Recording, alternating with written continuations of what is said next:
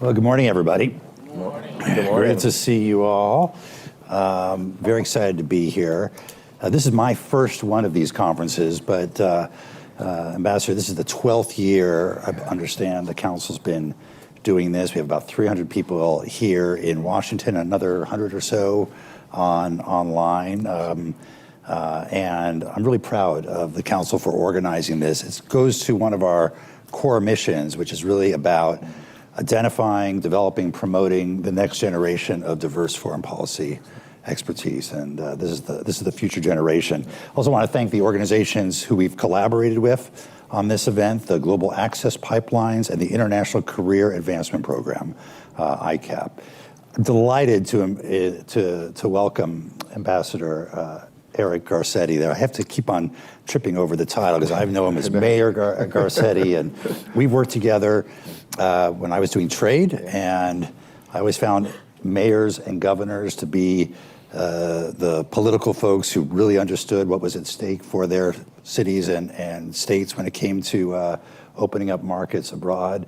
And then when I was at MasterCard, we worked together on a lot of city-related issues as well, and it is so great to see you in this role now as well. You've got to be one of the most multicultural ambassadors we have. We were joking on the phone, Jewish American, Mexican American with an Italian name. Exactly. You can't get elected with that. You know? Yeah, exactly. So it's either helps you get elected or completely prevents you from it, one way or the other. Yeah. But tell us a little bit about that. What's it like growing up with that multicultural background? How it informed your political career? How it informed your worldview? Yeah. Well, thank you, Mike, Ambassador. It's what a joy, first of all, it is to be on the stage with you yet again. This is a good human being, buen hombre, as we say in Spanish, or mensch in Yiddish. A good person who's leading an organization. Exactly. An organization that I'm a member of, proudly. And by the way, as a side note, if you ever become Council on Foreign Relations members, which I hope you all will one day, you get a lot of emails.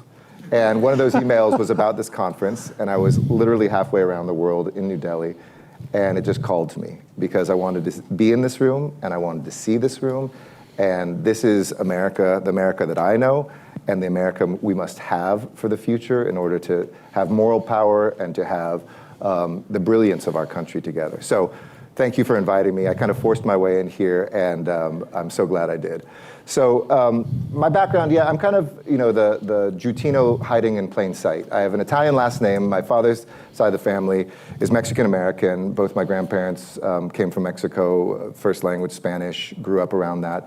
My mother's side of the family, their side, all from the Russian Empire, also fled war, both sides. One was the Mexican Revolution.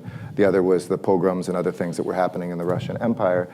And, but with an Italian last name, because somebody in Mexico, instead of being Spanish, was Italian, I kind of consider myself a border crosser. And I say that provocatively. Not just did we literally cross borders to come here, but I could navigate and understand those communities that I came from, and also hear what people say about those communities when they think we're not in the room. So I know some people don't have that luxury or privilege or insight, but I would hear, the Beaner jokes, the anti-Semitic talk, the whatever, when people thought that there was no Mexican or Jew in the room. And I also knew what it was like to go and have bagels on Saturday and menudo on Sunday, and feel that was a part of me. And when people always asked, well, what are you? I would just say, I'm me. Each one of us, I think, can relate to that. Everybody wants to put you in a box. And first and foremost, we're human beings. And that has been an advantage, not a disadvantage. I've never felt uncomfortable.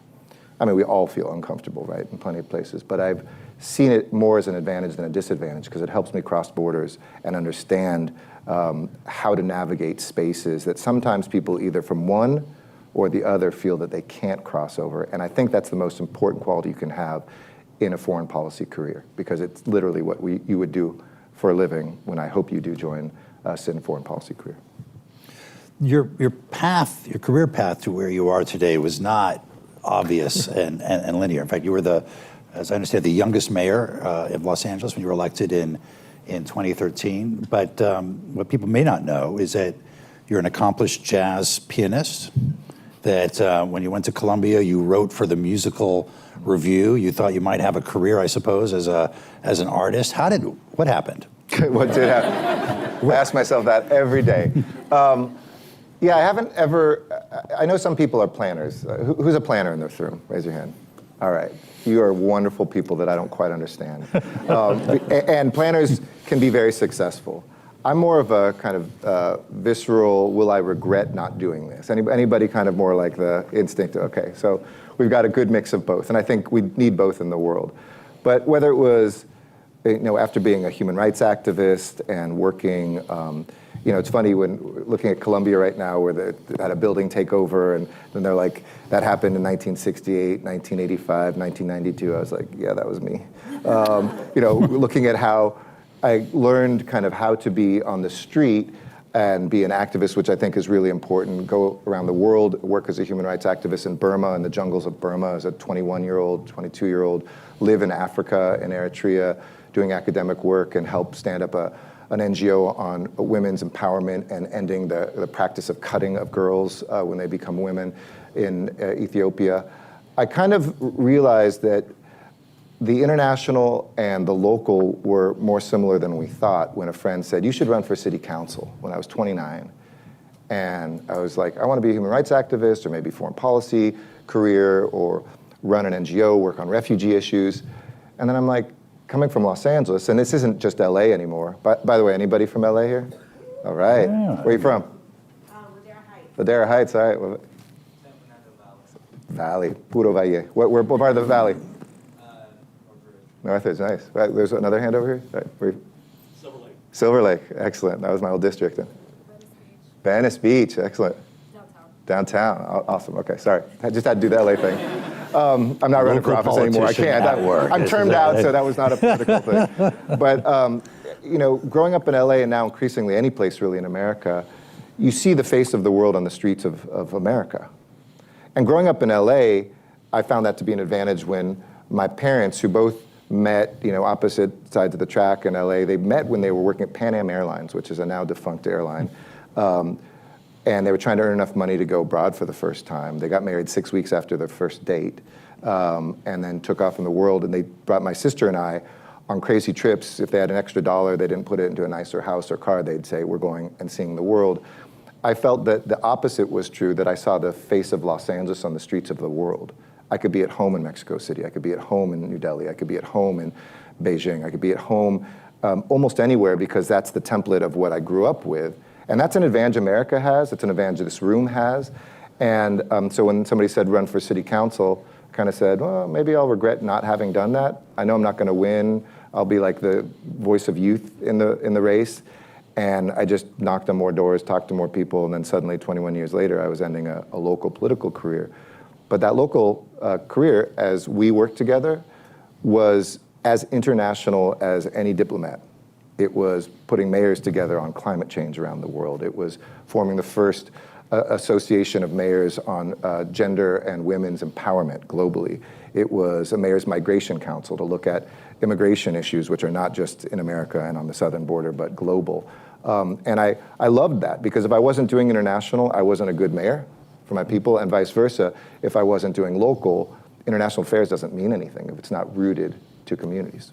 Let me follow up on that, because increasingly we're seeing the role of cities and states in international affairs. I think the State Department now actually has, was it Nina Hashigin, as an envoy for subnational foreign policy. Where do you see the potential for that? I mean, obviously, much of foreign policy has to be done at the national level, but what more do you think cities and states could be doing internationally? Frankly, at times when our national governments and our national politics may be somewhat dysfunctional and preventing some forward action. It's a great question. The rules are still written primarily by nations, but I'd say the actions are taken by communities, and communities are at the subnational level. So Nina Hachigi, the special envoy that Mike just mentioned, she was my deputy mayor of international affairs. No city in the United States of America had ever had a deputy mayor for international affairs. She was a friend of mine who had served as ambassador to ASEAN, the Association of Southeast Asian Nations. And yet when you go around the world, as a big city American mayor, I'd go on trade missions. Every other city around the world has a huge international affairs office in Seoul, in Beijing, in Mexico City. Like we just think we're America, so we don't have to have that, but increasingly cities are building that, which is another place to think about foreign policy careers, is working for a city on international issues. But I'll give you two quick examples of where it really came in handy, where mayors kind of can affect global change. One is a national one. I had founded something called climate mayors, which is mayors working to get to net zero in our cities, net zero carbon. And when President Trump became the only world leader to say he was going to withdraw from the Paris Accords, like literally the only leader, only nation anywhere in the world, instead of crying in a corner, I picked up the phone and started calling around in what was a few dozen cities at that point. By the end of the day, we had 100 cities led by Democrats, Republicans, nonpartisan leaders as well, who signed up saying, if he's out of Paris, we're in. In other words, cities will do this, and America will do it collectively. In 48 states by the end of the week, we had red, blue states, purple states, folks that were committing to that. And by the end of it, 500 mayors, probably more action than we would have taken had we not had a president who said he was going to withdraw from Paris, ironically, kind of swept into motion on a global issue. Second example, I then went from there and became chair of something called C40 Cities. It's the worst named organization because it's actually 100 cities now, but it's the 100 biggest cities of the world mayors around climate change. Something that, during the pandemic was the only network of big city mayors, hey, you see that, big city mayors that are working on climate change, but when the pandemic hit, there's no other kind of global, like think about it as like the Avengers, like it's a superhero group of mayors. And I didn't know what a Zoom meeting was. I think it was my second Zoom call. I convened as the chair. I said all the mayors should get together. And because of all the time zones of the world, it was a miracle we got about 60 of those 100 mayors on the same time. And suddenly the mayor of Seoul was telling us what drive-through testing for this new coronavirus was. Nobody knew what drive-through testing was. The mayor of Milan, at that point, remember Northern Italy was the hotbed, right, was saying, if you don't want people to die in the hallways of your hospitals, let me tell you about the geometry of how you can arrange that to lose less people. And so on and so forth. And within a day or two, we were implementing these things. LA became the first city to shut down in America because of that. Masks, do mandates on workers in senior homes. Like all this intelligence suddenly was going around the world through the mayors.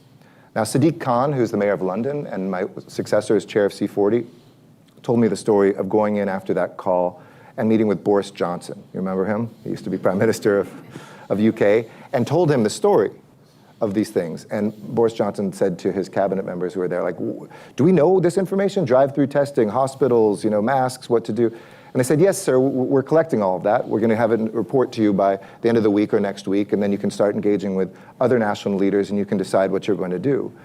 And Sadiq said that was the difference between mayor and national leader, is one was the speed of light and the other one was the speed of sound, if that. And it was going to take them weeks, if not months, to save lives when people were dying right then. And I think that there's really something at that subnational level that is entrepreneurial, it's quick, it's creative, it's non-political, it's networked. Yeah, let's talk about India. One of those trips that your parents saved up for and took you on when you were 14 years old was to India. That was your first trip there. You went back, as I understand, when your Columbia University roommate's father was ambassador, so you had a second chance to go back. Seemed to have a big impression on you. Long before you ever thought about being ambassador there, you became very interested in the country and language. Tell us about that. So one thing I'd like to give you all as a piece of advice is don't box yourself into your culture. Especially for the students of color in here, like don't think that, I'm Latino, I'm supposed to become a Latin American specialist, or I have the advantage of Spanish, why don't I go into a career or become a foreign service officer in Latin America or something?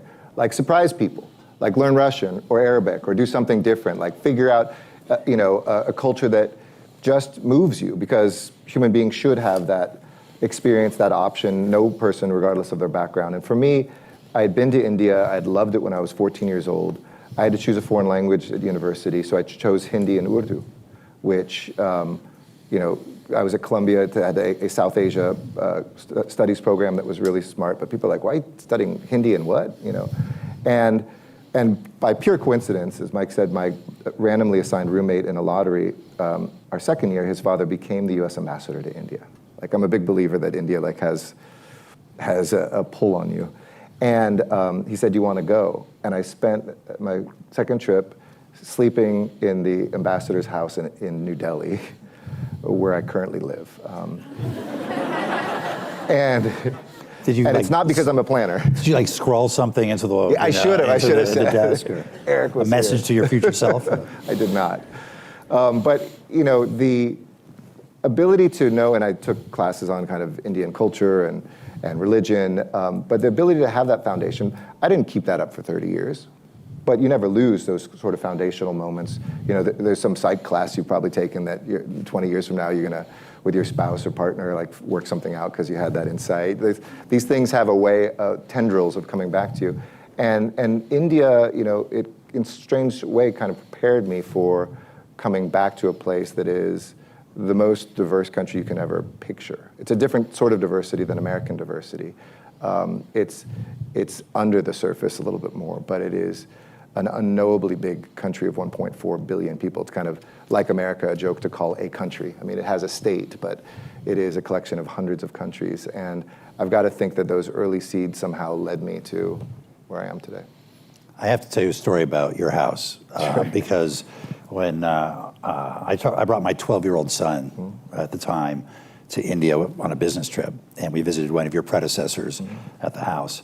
And then the house is a beautiful house, it's a beautiful residence. The architect, Edward Durrell Stone, was the architect that Jackie Onassis, having visited there as First Lady, then hired to do the Kennedy Center. So it actually looks a little bit like the Kennedy Center, some of the same dynamics. Come back from that, and a year or two later, I made U.S. Trade Representative. And the title of U.S. Trade Representative is not secretary, it's ambassador. And so my 12-year-old son says, so let me get this straight. You don't get a country and you don't get a fancy house. What kind of half-assed ambassador are you? So truth was never. Yeah, you should have a trade rep house. Yeah, trade rep house. There you go. But this is a particularly interesting time for India and for U.S.-India relations. India just finished its G20 presidency. It's really on quite a high at the moment. Its economy is one of the fastest growing economies in the world.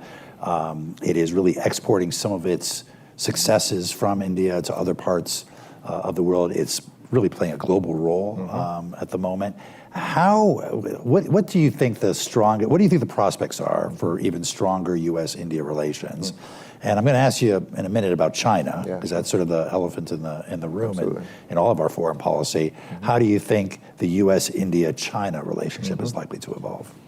So yeah, India in the last 2 years celebrated 75 years of independence from British colonialism, became the most populous country in the world, passing China, hosted the G20 in what wasn't just a kind of coming out to the world that it could do something like that, but probably the most successful G20 in process and content we've ever seen in the most complicated time. They got a unanimous declaration in the midst of a war in Ukraine and Russia at the time.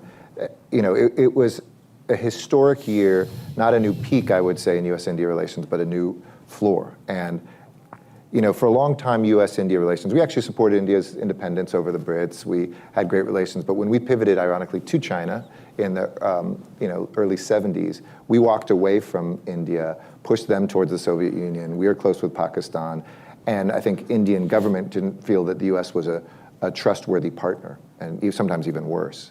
That all changed in about 2000. President Clinton and then George W. Bush started negotiating something that India as a nuclear power, it's called the Civil Nuclear Deal, allowed them to not be ostracized anymore because of their nuclear weapons and to come into kind of the full membership of many international organizations. And because the US carried a lot of water on that, it opened up a whole new relationship. And since then, through Democrat-Republican administrations, it's really been on a steady upswing.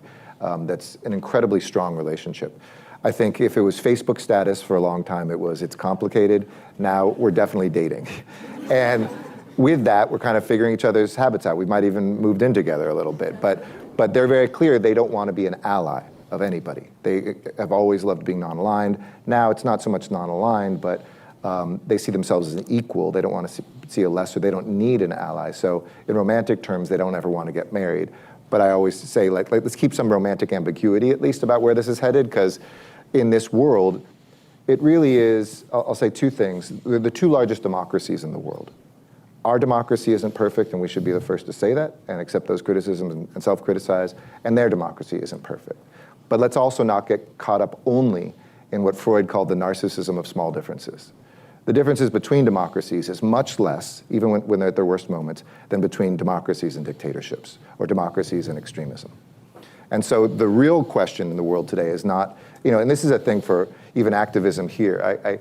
I'm talking to somebody who was a long time, really hardcore lefty activist who now serves in office. She's like, she said, sometimes I feel like a lot of activism is narcissism these days. It's like, get the gram, the picture, like don't have a strategy of when you use your power on the street to sit down and negotiate something out of it. It's more like just say F you to the man and like confront the power and show that you're pure.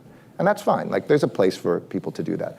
But the more effective way moving forward is to actually know when you jar people and you have power and you show your power, then to sit down and you will have to compromise. That is part of diplomacy, that is part of politics, and figure out getting something more out of that. And so between the US and India, it really has been where are we aligned? For instance, on technology, on China. How can we be two democracies that aren't just helping each other, but be a multiplicative force instead of an additive force? So it's the US times India, not just the US plus India, on things like vaccines, on things like climate, on work to help people with technology, like they have a digital stack, they call it, which is an ID, a digital health identity, and a payment system, 140 billion transactions, which people who have no access to capital, with very cheap cell phone rates in India, like 90% less than what we pay, the poorest person now has a smartphone, can set up overnight a tea stall, and is getting digital payments, and has now kind of a bank account for the first time in her life. How can the US partner with India to take that to third countries instead of it being a Chinese system that's coming in and maybe a little less generous intention. So the US is working, we call it from the seabed to the stars with India. And the state visit of Prime Minister Modi, which happened here last year, I'm told a good state visit has 5 to 10 deliverables, they're called, like big things you're doing. We had 173 we were working on. And you name a topic, we're probably working with Indians. Any Indian students in here from India? Indian national, yeah, we met, absolutely, got 2. So thank you for being part of the largest now contingent in the United States. 245,000 students, 1 out of 4 last year who got visas come from India, and that's only going to continue going up. Second number of visas, period, to Mexico, which will always probably be number 1 as our neighbor. Second largest mission in the world is now India, outside of Mexico, and Iraq for the so this is a people-to-people relationship. It's a strategic and military partner. I think that we will have hiccups like any relationship. We'll have fights. We'll be the influential and most defining relationship of the next 20 years.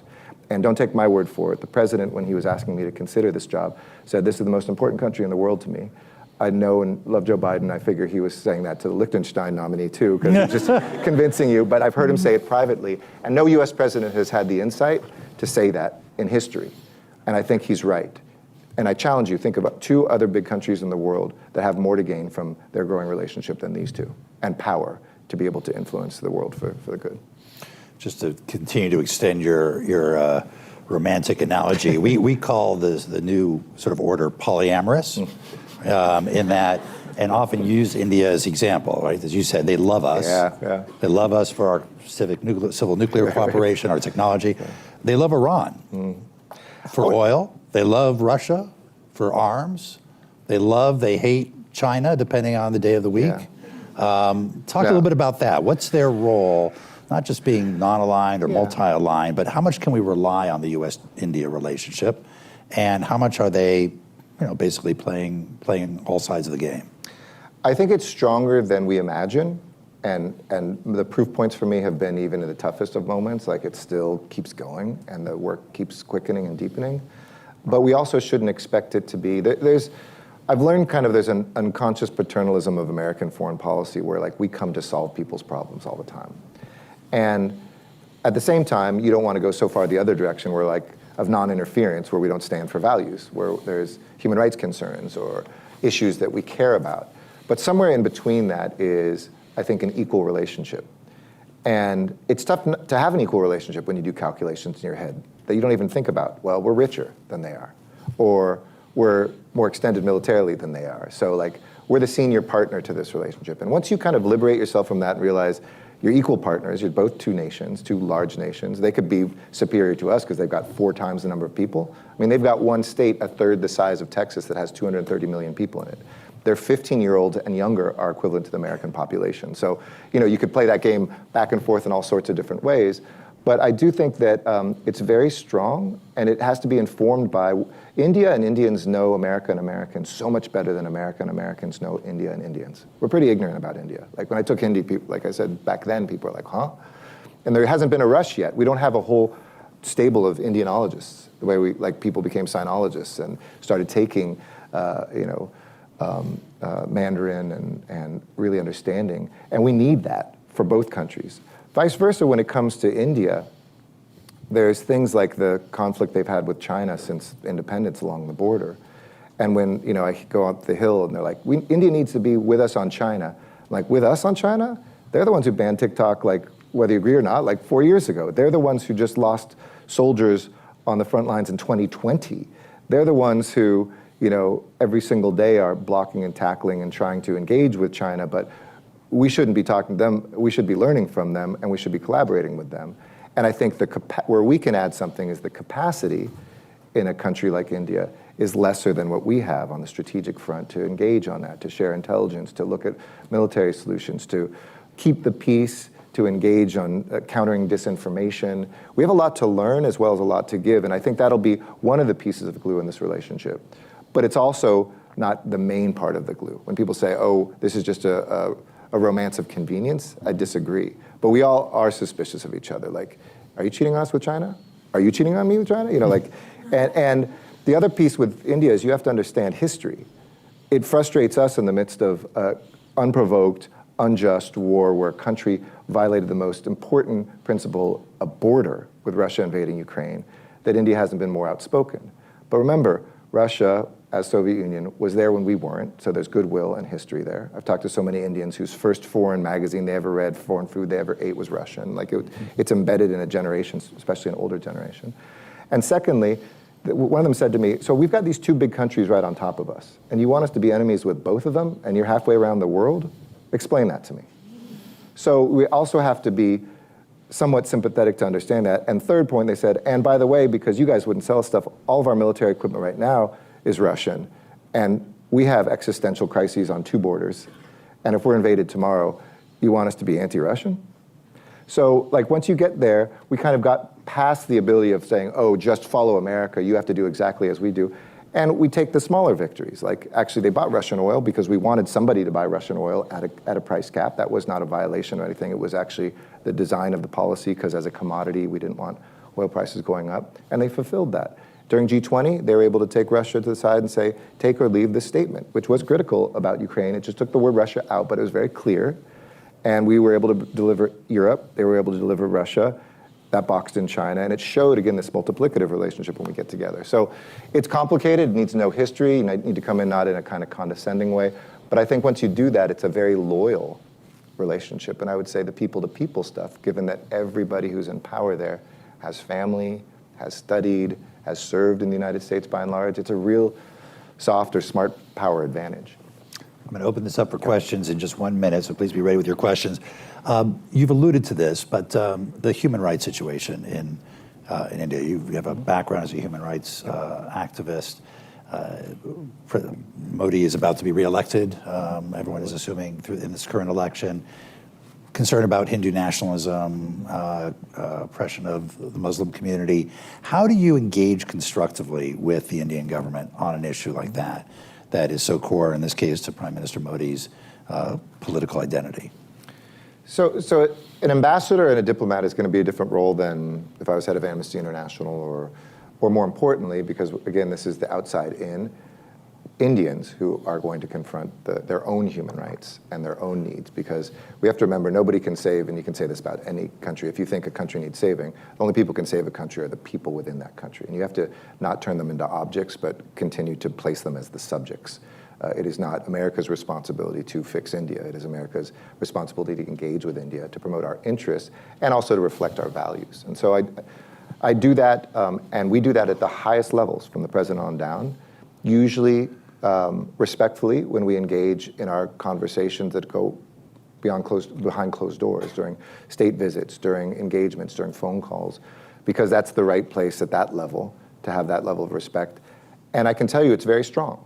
I think people from the outside in say, oh, they want the strategic relationship with India, so everybody's looking the other way when it comes to human rights issues and stuff. It's factually not true, whether it's human rights reports that we put out, religious freedom reports we put out, or things that I say.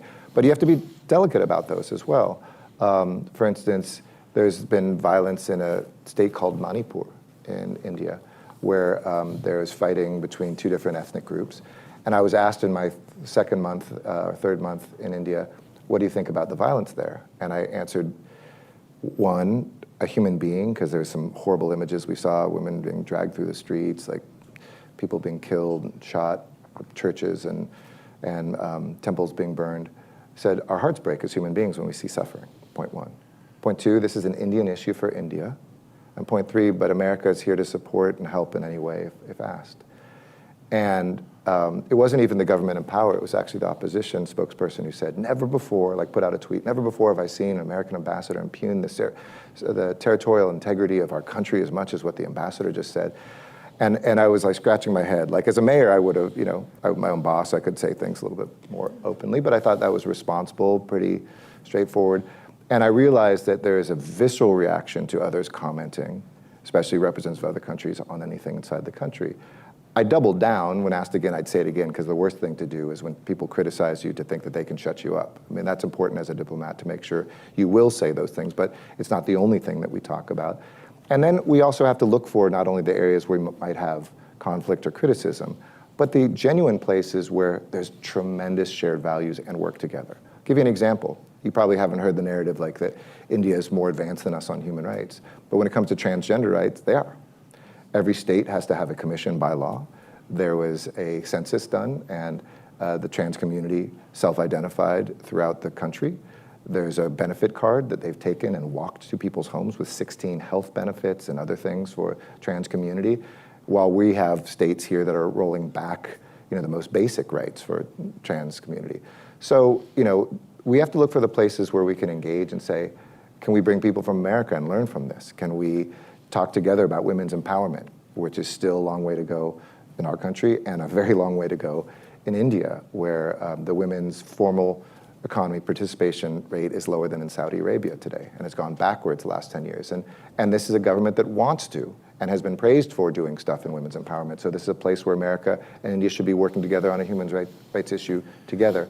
But if America only becomes the finger-wagging government around the world, it might feel good, and it sometimes is the right thing to do, but I'm not convinced how effective that strategy alone is to say, like, we're better, we're the purists, especially when we have plenty to criticize inside our own country. But we shouldn't let that comparison walk us away from human rights engagement. I just think we need to elevate it up.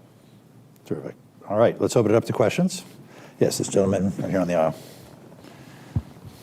Good morning, Mr. Ambassador. Good morning. Thank you for being here. Like you, I'm Latino, I'm Dominican, and I work on Asian issues. Nice. What's your name? Brander Nice to meet you, Suero. Brander. My question is, can we trust our relationship with India, or are we in a collision course for the future of democracy? I think there are some alarming trends, like you mentioned, there's suppression of ethnic minorities, especially with the new citizenship laws. The Indian government has increased its suppression and surveillance of Indians in the United States. As it was mentioned, their partnership or good relationship with some of our adversaries. And this delicacy that we have with policymakers here in Washington, where we don't criticize them openly, can create an image to the public that we're not really keeping them accountable to have a positive democracy. And I think in 10 years, it might be too late to have the discussion openly or in private if the current government, does not have free and fair elections.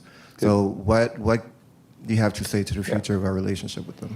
My honest answer is yes, I do believe we can.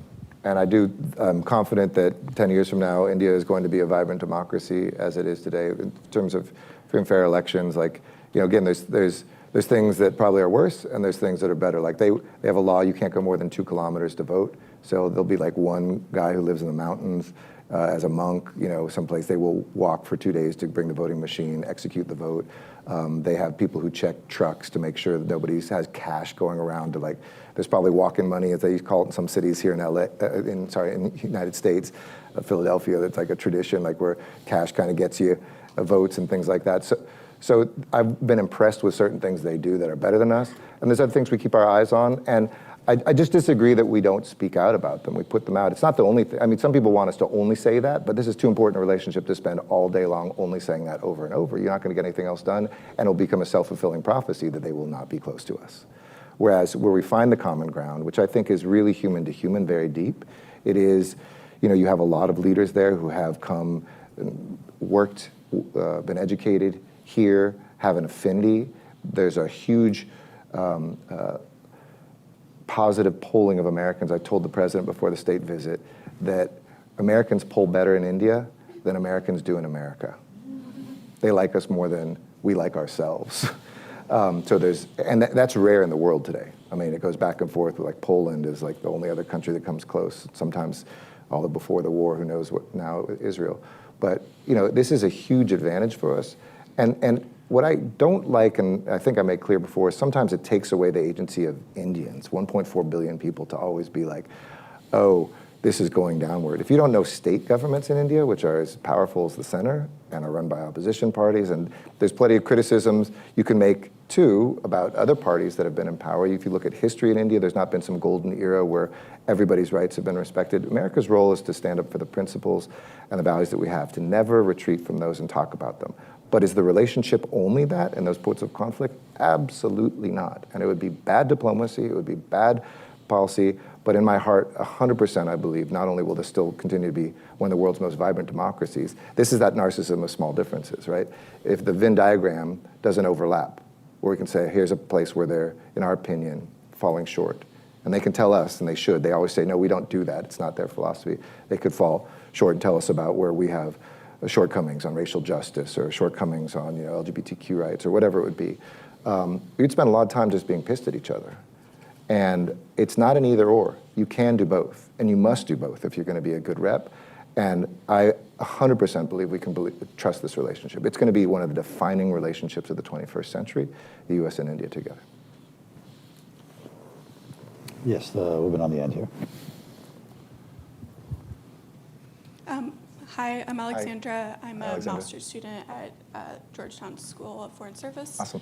And I just wanted to ask, how has the recent discovery of assassinations or attempted assassinations of Sikh nationalists in Canada and the US affected the relationship between the US and India?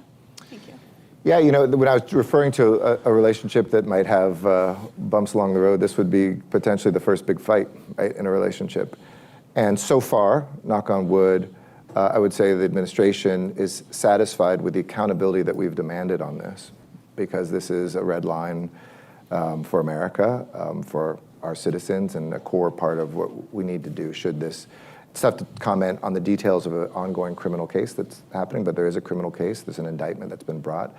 And if there is any connection to state actors in that, there has to be accountability. We expect that not only from our side, but we expect India to have that accountability. So there's been a commission of inquiry that India has brought together, and that we expect, while we do the criminal case that is about American justice, that there need to be consequences and shared information. And so far, one of the most difficult things you can do as an ambassador in diplomacy, I have been satisfied with what they have done. I think the administration is, but we have many steps still to go. Yeah. Yes, this gentleman here in the front.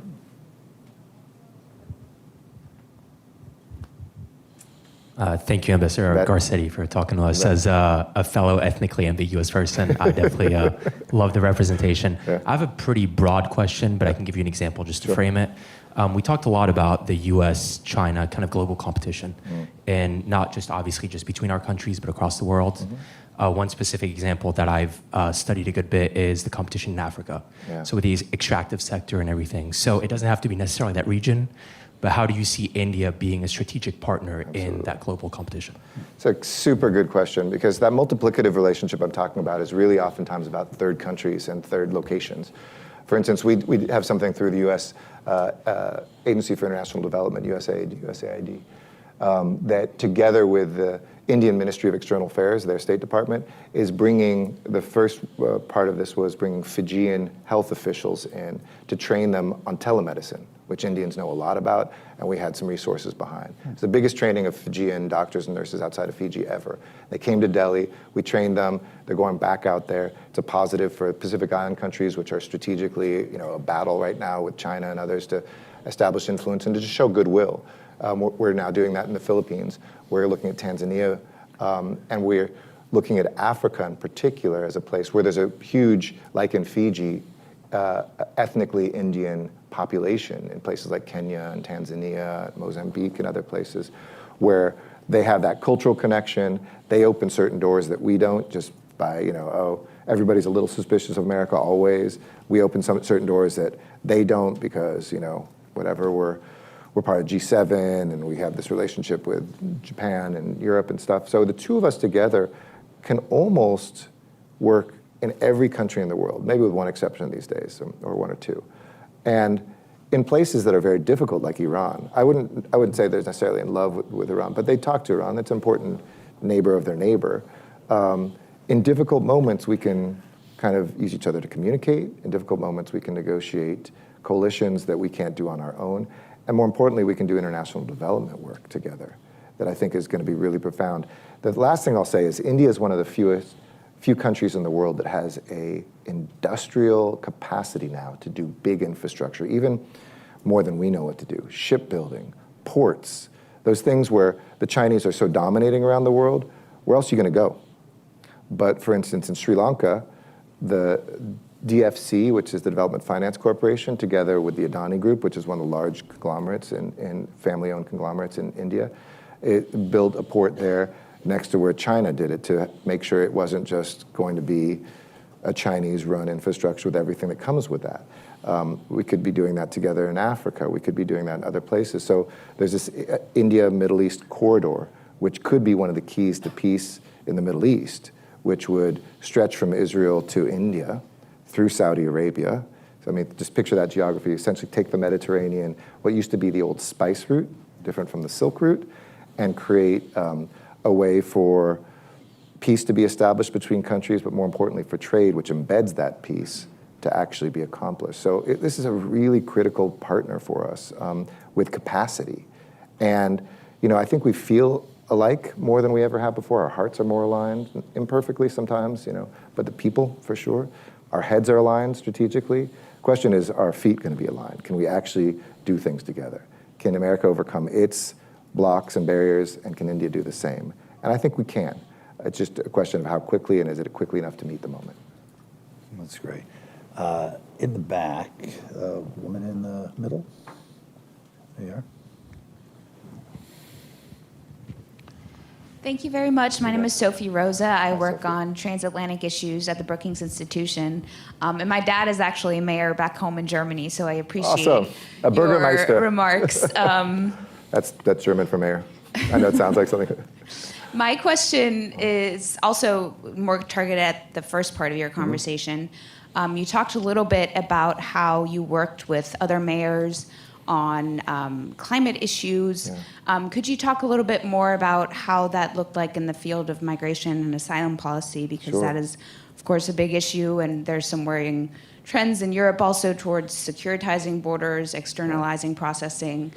What are some of the efforts that you were engaged in, or other opportunities you see for cities to learn from each other and make their voices heard? That's great. Good question. And look, the power of cities is huge. On the climate piece, just go back real quick. In Glasgow, I represented C40. I was the only non-national leader in the first 2 days to be able to go on the stage and to make a pledge. Every country had to make their pledge, what year, what amount of, to get to carbon neutral. And I got 1,000 cities, we worked a year on it, 1,000 cities around the world, that when we added up the numbers were the equivalent of the 5th largest country in the world, zeroing out. And unlike, there's one country on track, Denmark, to meet the Paris goals, the only one in the world, including ours, 70+% of the cities are on track to meet their goals. And cities aren't easy places to govern, trust me. So it was kind of proof that, come on, national leaders, if we can do this, you can do this too.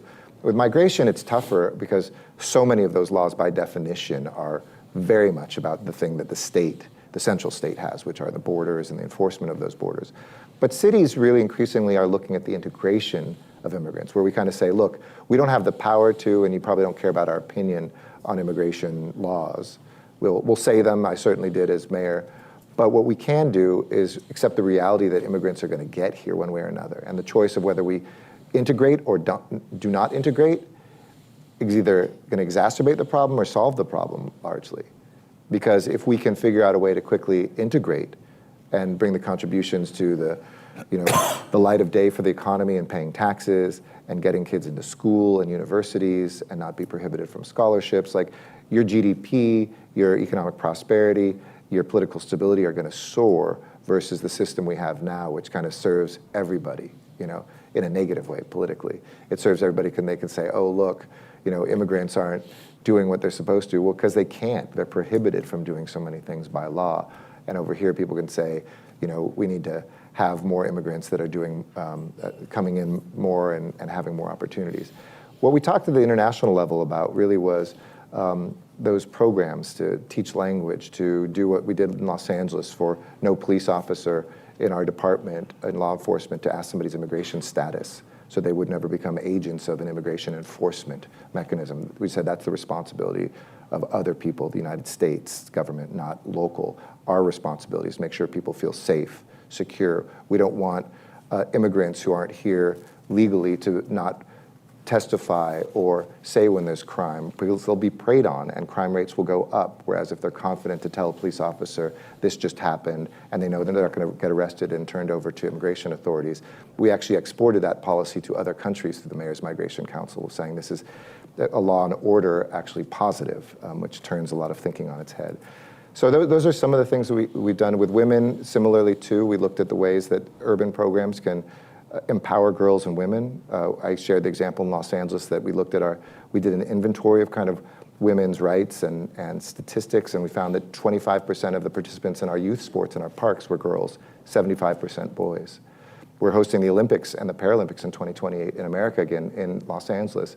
And so using some of the money that we got early from the Olympics, we started Girls Play LA, didn't take a single spot away from a boy, but achieved gender equity in about 3 years with girls.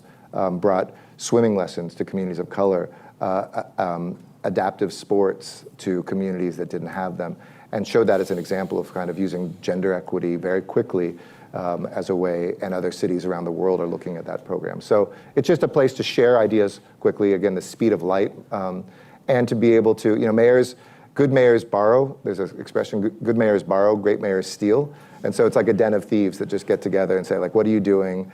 I want to do that quickly. Great. The gentleman behind previous questioner. Hi, Ambassador Garcetti. Hi. Thank you so much for being here. You bet. My name is Trayvon. I currently work in the subnational diplomacy space under Ambassador Nina Hachigian, Awesome. who was deputy mayor for you in LA. Yeah. I can tell you say hi to her. Give her a hug. Thank you. For sure. You spoke a little bit Well, you on, work for her. Don't give her a hug, but tell her I'm sending a hug. I'll tell you say hi. You spoke a little bit about the power of states and a little bit about cities in India. Do you think that diplomacy, subnational diplomacy in India, between the U.S. and India, is important, especially regarding strengthening democracy? And can you speak a little bit on the importance of subnational diplomacy as an increasingly key feature of U.S. foreign policy?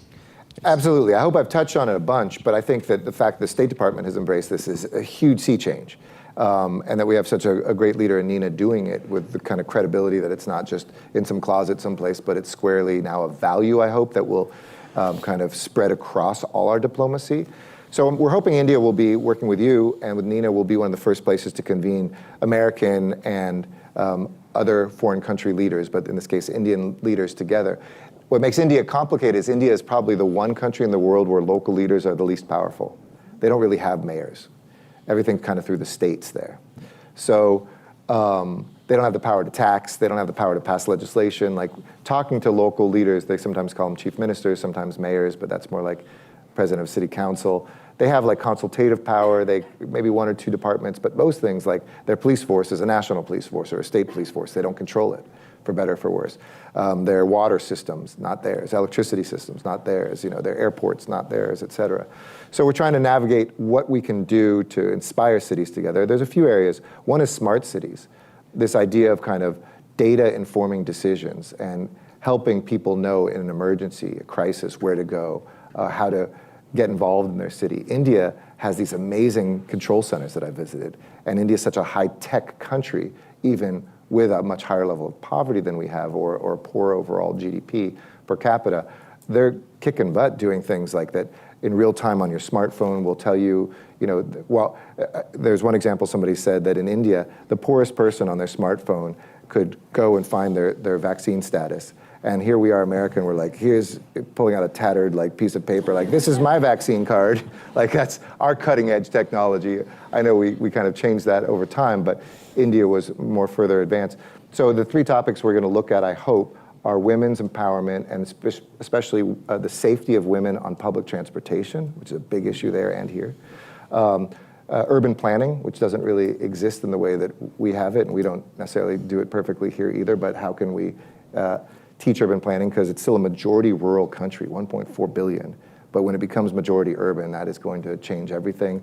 And if it's not done right, the traffic and emissions and everything will set the world back in terms of our climate fight and other things. And then third, climate in general. How do we find climate solutions?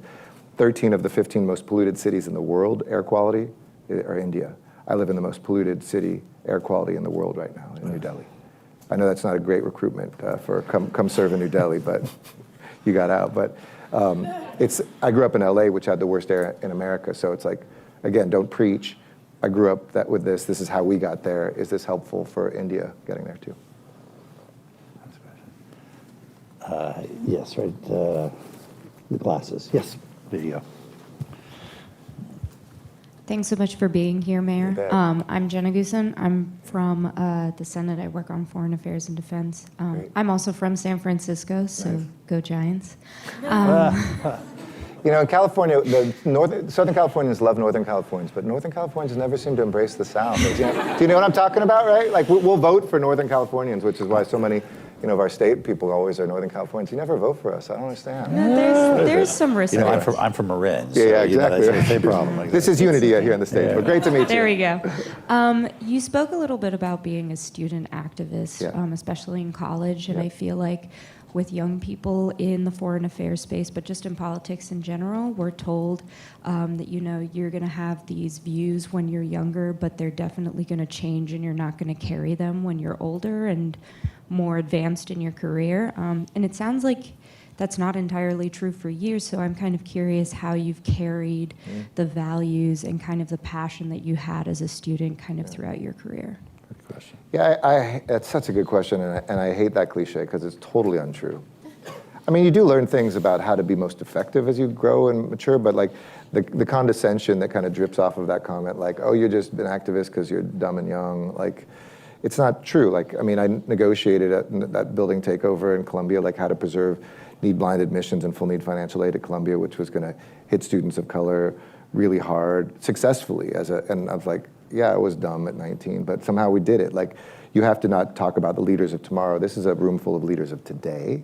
And vice versa, so let's not dehumanize youth, but vice versa, let's not dehumanize leaders too, because they've made the conscious decision to go in and to be part of the critical roles, and the most critical roles in some ways, of actually executing negotiations, as he's done, as I've done, as I hope all of you will do, that do change the rules. That's not selling out principles, that's actually enacting them. And I reserve the right to, after this job, go back to the street. As a mayor, I did plenty of protest, Probably not the smartest thing to get arrested as mayor, but as city council member, I did, over a labor issue. You don't have to be an either or, but what you do need to be is smart and learn, be a lifelong student. Get smarter every year of your life and understand that that you have to be comfortable, back to my point about being a border crosser, you gotta be comfortable enough leading the boardroom and going to the street. But vice versa, there's not a lot of people who are comfortable these days with going from the street into the boardroom. Because also they don't get much love and support from the activists around them. They're like, sell out. At UCLA recently, a friend of mine who's was part of something called the Venceremos Brigade, which was Fidel Castro's like far lefty, like come to Cuba and learn how to be a communist revolutionary. She now serves as an elected official. She said she brought like all these activists, Chicano rights activists from the 60s, Vietnam War folks, people anti-apartheid in the 80s, to meet with the encampment that was pro-Palestinian at UCLA and to say, look, these are some of the things we did to actually get something out of this. And civil disobedience is about accepting responsibility for the arrest. That's the whole point. It was, at least the philosophy of the civil rights movement. You got arrested to point out the injustice as opposed to don't arrest me. And she said this group of really accomplished, wise people got like shouted down and left. And she said, I don't think most of the people in the encampment were shouting her down, but there were enough people, some anarchists that were in there that were like, no, doing anything but being loud and potentially like, you know, holding the ground is selling out. That doesn't always move the ball forward. And you have to have different roles for different people. You have to accept that there is leadership, that everything isn't horizontal, that sometimes you need a little bit of hierarchy, but make it more horizontal than the hierarchies of the past, make it inclusive. But power is what you are willing to share, not what you're willing to hold on to. And I think the mistake of most people as they go higher up is they think, I've got to hold on to my power. The bureaucrat who's like, well, I'm the legal review at the State Department for X, Y, and Z. Instead of helping somebody get to yes, the only time people are going to notice me is if I say no. That can't be done. Okay, that's power of a certain sort, but are you going to look back as satisfying power that you worked on? Or you're the one who figured out some way with some risk of a new inventive way to get to yes on something that moved a treaty forward or moved progress forward. Don't lose your soul, but don't lose your brain as you move up. Last question, right here, fourth row. Thank you. So my name is Annie. I work on maritime shipping industry issues, and I'm at Duke University. My question is more so about that climate element that you've been hinting at. I know often India is characterized almost as antagonistic in the international realm when there are international conventions and agreements surrounding climate, specifically because of this understanding of India needs to develop and grow and take people out of poverty. And oftentimes people say, at what cost will that have to overall emissions and climate goals? And so in terms of the partnership the United States has in India and in other ways that you've seen India try to adapt to development as well as climate solutions, how do you feel like that is going? And specifically, what would you urge Americans and other Western countries to consider when trying to work with countries like India that have big populations but also are going to be really important for climate fighting? Yeah. So I've been hugely impressed with the pace that India has in greening its grid, in developing alternative fuels, including green hydrogen, and its ability to potentially do that at a cheap cost.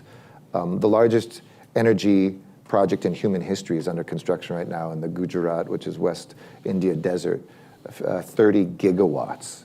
For those of you who like look at power plants, that's like beyond, and it will get done. And the percentage is already about 40% renewable. They're going to surpass their goals. At the same time, there's still huge challenges in India. 40% of the battle on the carbon delta for the next 20 years globally will flow through India and a rising middle class. And whether we can meet the need, it's also the most climate vulnerable population by numbers, like 700 million people who could face great hardship or death because of climate change. And they're going to want to have things like adaptation, like air conditioning, at what cost and what efficiency, vehicles as they transit, and will they have emissions or will they be electric, and what kind of grid will they draw from? So it's I'd say 50% of the reason I took this job was around climate in India. And I've been really pleasantly surprised. I think the old, like the world saying, India, go faster, and like green your grid, and India saying, well, pay us to do it. Like that's like 5 years old, that's gone. Like they're actually greening it faster. They don't actually need money to do it. But then the question is, with the growth of middle class, will they have to increase by 25%? The equivalent of the fourth largest consumer of coal in the world, Germany, could zero out its coal. And what they're going to add on top of that green power in coal would wash out progress everywhere else. In the shipping sector, I think too, looking at what kind of green fuels, that same power plant is going to be doing green electrons that'll go straight into green hydrogen that they're looking at being able to ship out of ports and use for ships and other things, which is really exciting. So I totally believe the 2070 goal will come down, just as when California was one of the first places to say, we're going to go carbon neutral by every 2 or 3 years, the number came down. So have confidence that that's just, I was just happy to hear them say a year because that meant that now they're making a commitment to zero carbon. Now it's a question of how quickly. And remember that I think the framing that's most helpful is, yes, of course, all of us as we industrialize emit more, and we're learning how to emit less. Can you do it faster than us? Instead of saying, don't grow, which is, for people who still average $2,400 per capita of income a year, an unacceptable and unjust answer. Ambassador, you're 53 years old, which means in 25 years you're eligible to run for president. I know you're not a planner, but any comments you'd like to make about the future of Eric Garcetti? No. By the way, how many of you are thinking of running for office one day? Don't. You can close your eyes if you don't want to be seen. 4? That's really rational. So I would say, more of you should raise your hands. And then for all of you that raise your hands, I would say, I once had an acting teacher who said, only become an actor if you can't not. It's just too hard, and the odds of success and blah, blah, blah. So it's something you can't, and it's a good test, by the way, for almost anything. Do most things if you can't not that are highly competitive. If you have to, like I joined, as a human rights activist, I joined the Naval Reserves as an intelligence officer because I kind of couldn't not. I was doing human rights work in the Burmese jungle, and a Army colonel said, if you care about human rights, you better know intelligence communities and the military. And I was like, huh? And I'm so glad he pushed me and that I did do that. I have no idea. President Clinton once said the 2 best jobs in politics are president of the United States and mayor of a big city.